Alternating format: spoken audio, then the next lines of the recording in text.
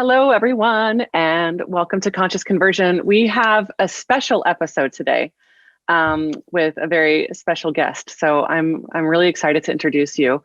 His name is Michael McGinnis Jr. He's the author of the Essential Revolution series and has dedicated his life to the awakening of humanity on a global level. Through extensive self-study and firsthand experience, Mike has been gifted to serve as a channel for the words the world needs to hear at the most crucial moment in history.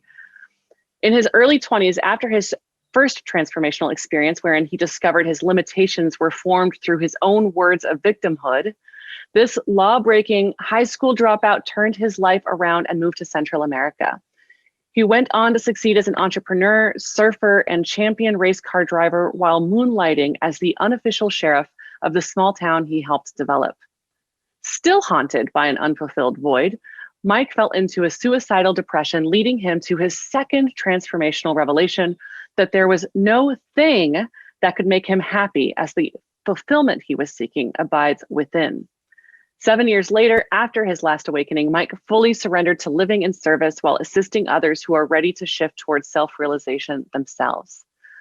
Mike is collaborating on a reforestation-backed crypto coin and the building of a conscious community while readying himself to transmit book 2 of the series, The Essential Revolution. He enjoys being in nature and loves animals as well as all life on Earth, you and me both. So today, we are talking with Mike about lots of things, anything, nothing's off limits. But we're largely going to talk, I think, about his first book that he is being released, I think, the week that this podcast airs. And on November 11th, 2020. We're going to talk about that and his journey. And maybe we'll dive into some marketing topics, which is the typical topic of this show. We're usually talking about marketing and sales conversions in the context of spirituality, transforming the planet. We all are going to dive into those topics. We're going to talk about, we usually talk about how spiritual entrepreneurship and spiritual entrepreneurs manage to market themselves authentically and overcome any issues they have with money, business, etc. We usually also talk about social media, Facebook ads, Instagram ads. In this case, Mike, our dear guest, has not been on the marketing path in this typical way that we usually discuss. In fact, he's been writing this book that's being launched into the public as we speak. So this is a very different kind of conversation than what we usually have. And while, of course, Mike wants to sell his book and convert people in that way, you also want to convert your readers into a certain way of seeing the world and what's going on in the planet right now. So with that super long introduction, Mike, thank you so much for being here. Thank you. Yeah, it was super long. Everyone's still with me because I try to be a dynamic speaker. And they're riveted to hear from you and this book that I have read the first 10 chapters of, and I cannot wait to receive the rest of the book because I'm really, really into it. It's speaking my language. Mike is holding up the book for those of you watching the video right now, The Essential Revolution. And what's fascinating is that Mike started this book a long time ago. You can see it's really thick. He did not write it in the last 6 months since the COVID drama hit the planet. He started this a long time ago, and obviously it was quite prophetic. Whew. So the first question I want to ask you is, what kind of impact do you want to make in the world over the course of the next 5 years? Well, I would say that we're in a situation globally where something definitely needs to happen within the next 5 years. Otherwise, you know, this experiment called the human condition might not make it, you know. So what I would like to see is which is the main message of the book, is the awakening of a good majority of the people on the planet, like a real awakening, you know. And with just that, what happens is then we would come into unity consciousness, and this issue would no longer exist anymore. These issues, I should say. Yeah. So the impact you want to make in the next 5 years is to contribute to the evolution of humanity into unity consciousness. Yes, you said it much better than I did. No, I mean, you said it beautifully, and I distilled it down. Um, yeah, I'm here for it. I would like to get on your bandwagon. You're on it. So,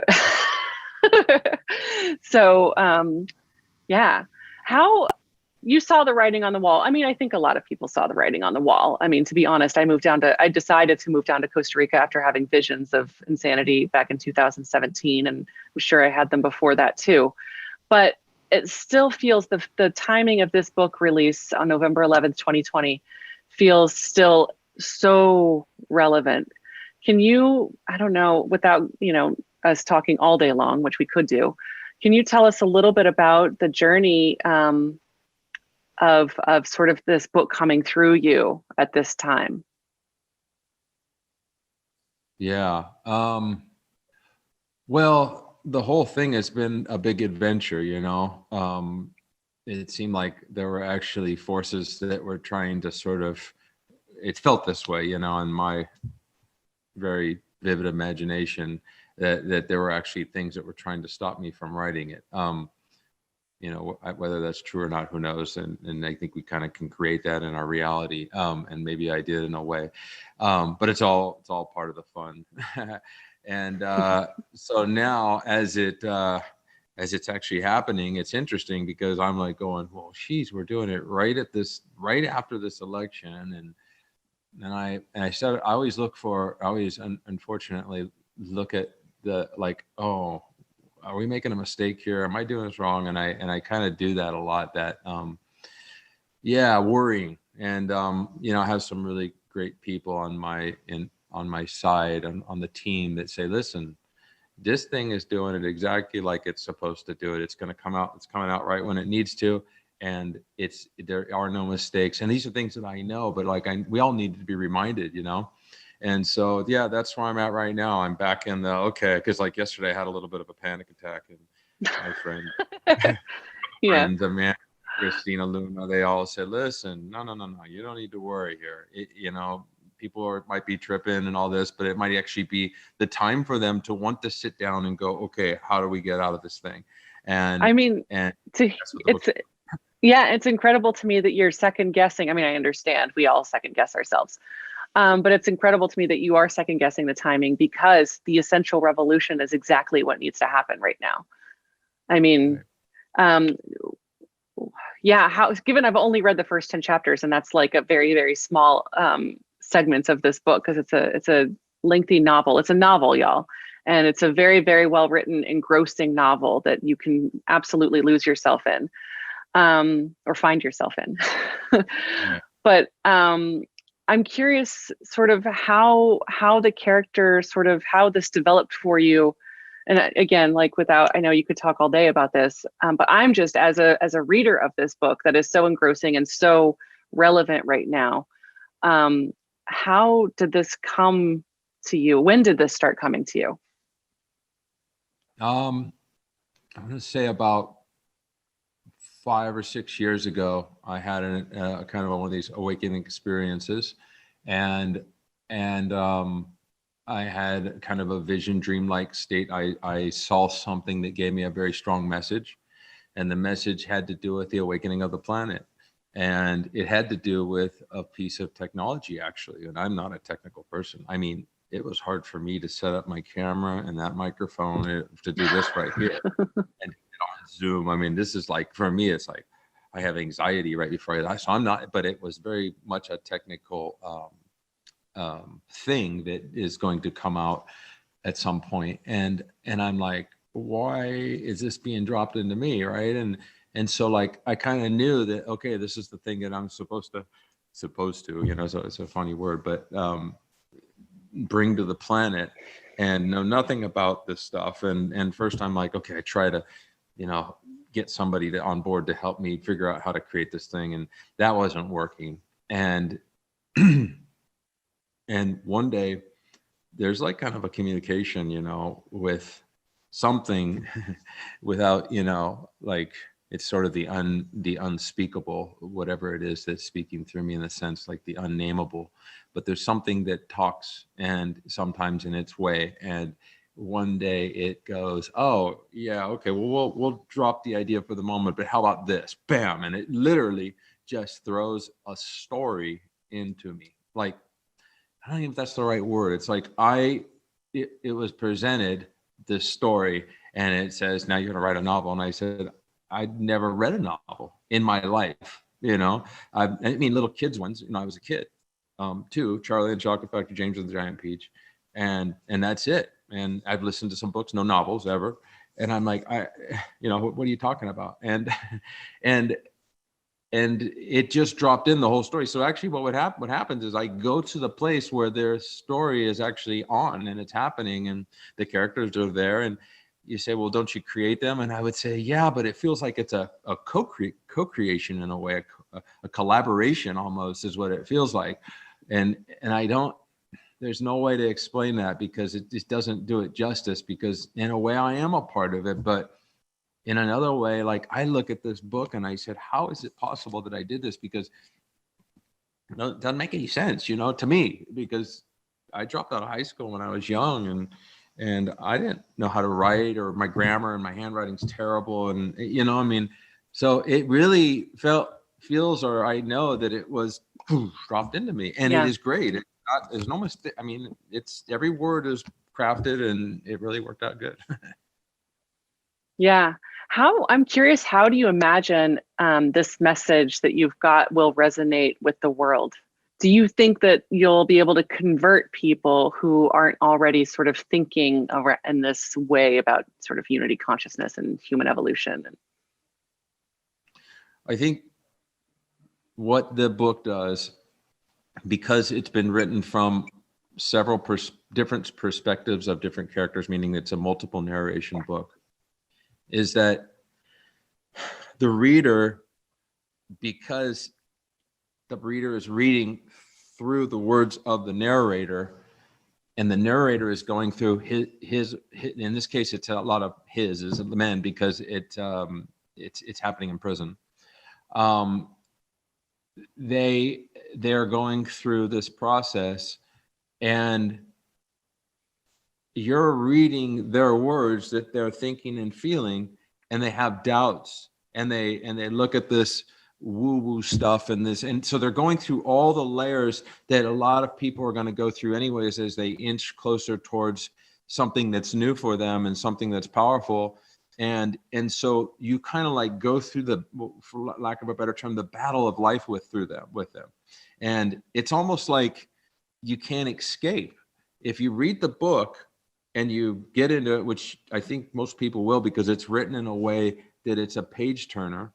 It's funny. I could say these things, and normally it feels kind of like that'd be an egotistical thing to say, but I'm telling you, it feels like I didn't write it. So I feel like I can at least talk about it like that. But great. But it's a page turner, and then you read it and you're getting in this situation with these people, and then they go through their process. And, people always say, well, people are going to wake up when they're ready to wake up. And I agree with that. And I think, and like the main character says in the book, is that this thing that's going on right now is pushing people towards the readiness of their awakening. Like, absolutely. It's inevitable. It's either you're going to wake up or you're going to fall harder. And that is where we're at today on the planet. And we are falling. But that's the paradox of the whole thing, because the further we're pushed, or whatever's happening, we'll call it, and we're being pushed and it's getting worse and worse, and we're hitting these bottoms. The bottom is, there's going to be this point where there's only one way to go, and that's up. And that's going to happen for a lot of people on the planet. And that's what happens. That's what this book is about. So it's fun, because that's what it shows. And I think a lot of people are going to click in with that.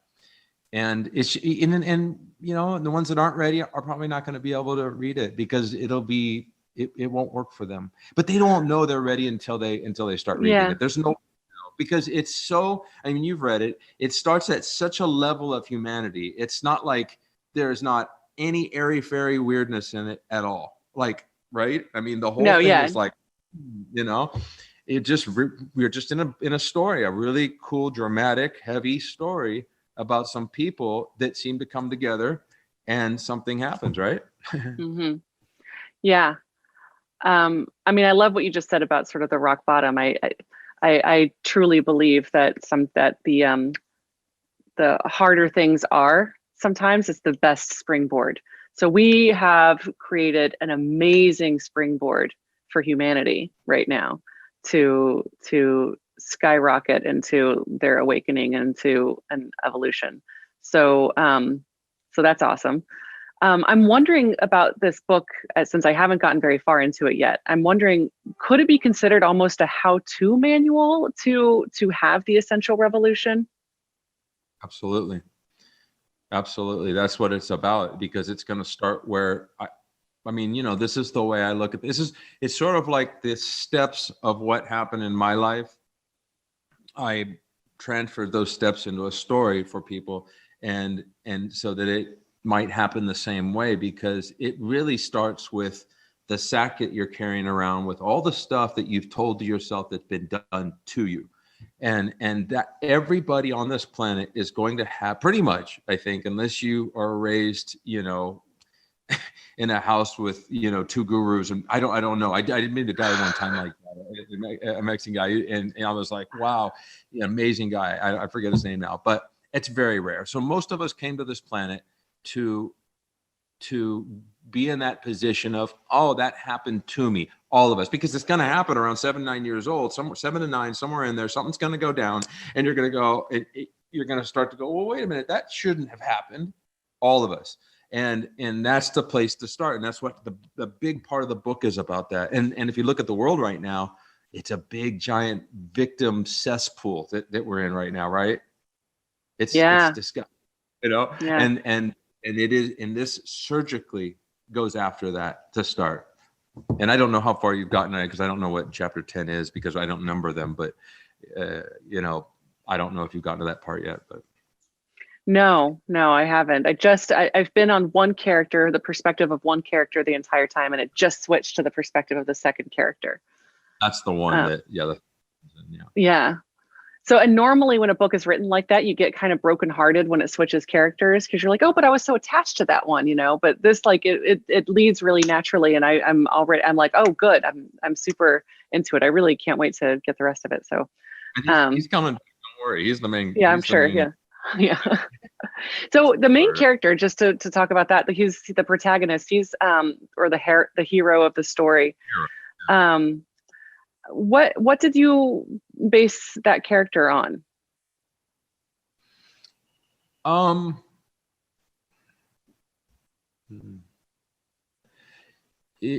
would say his name's Dimitri. I would say that he is the best version that all of us can be. Yeah. You know, like he's the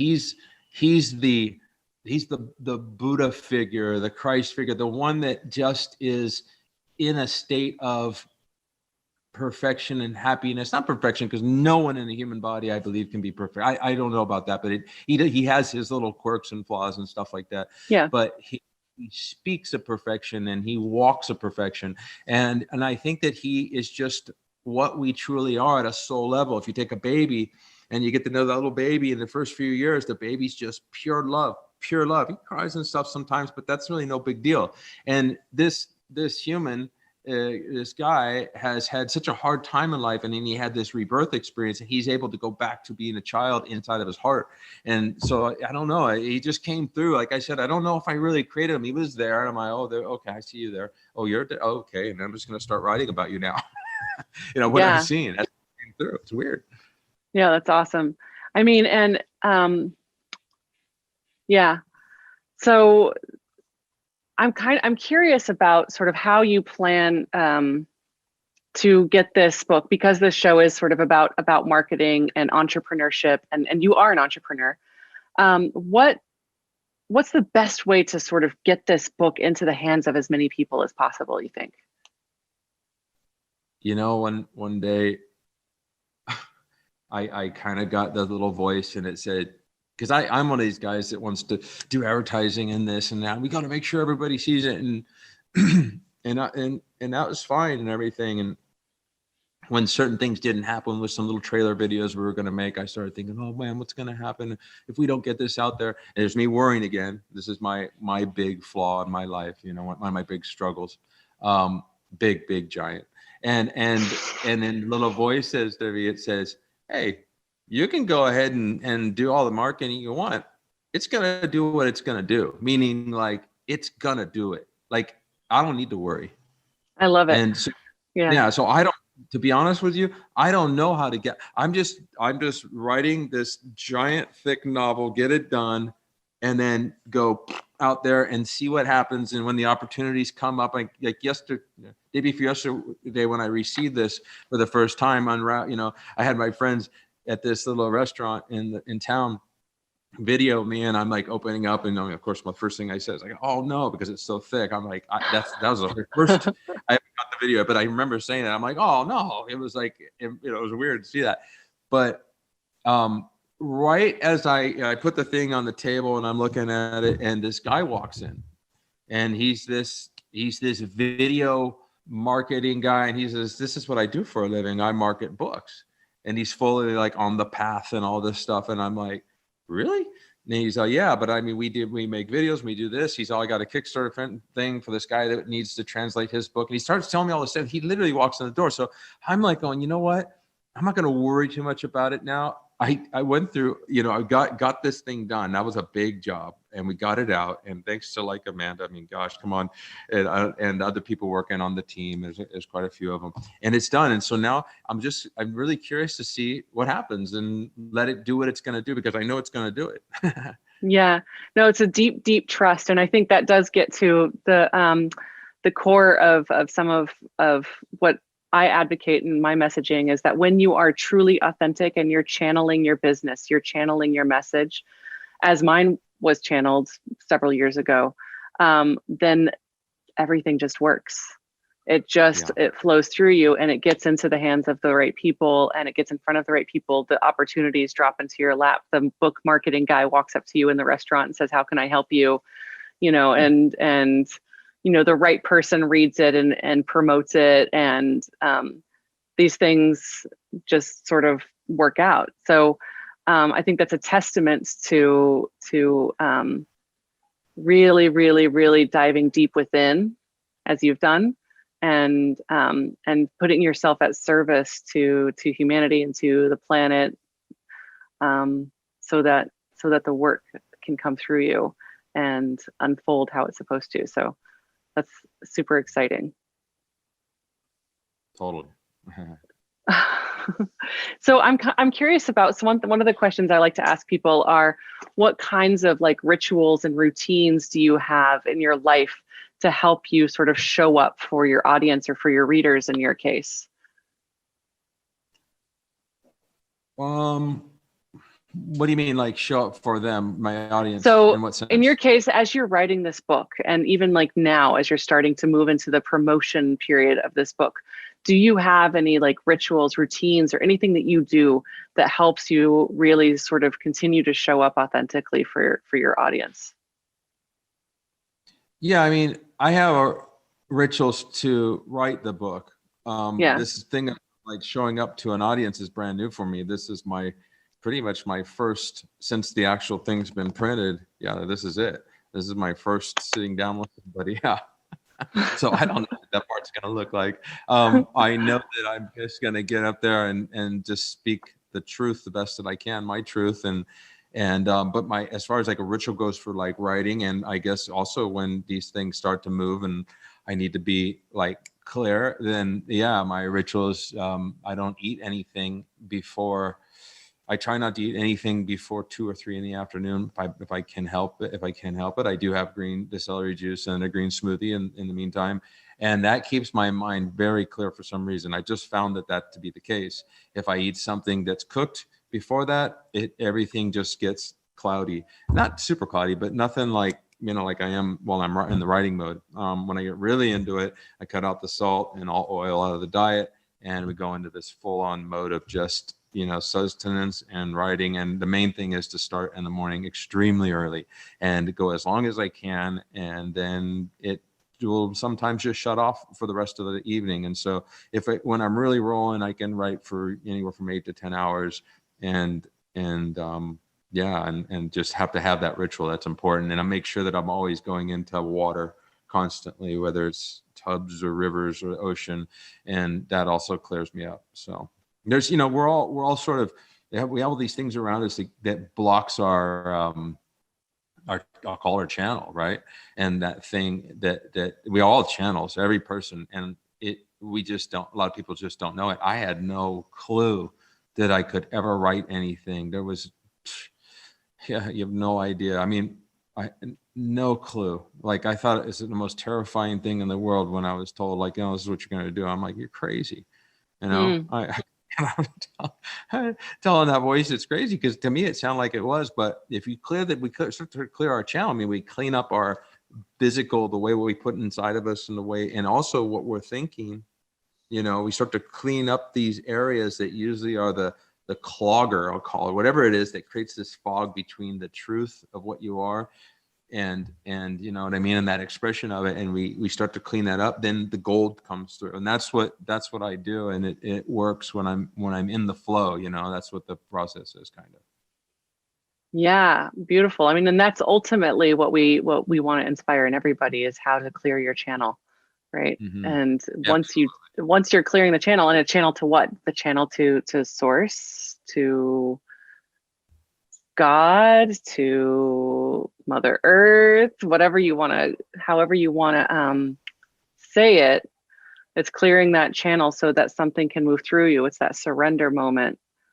I think that's important for.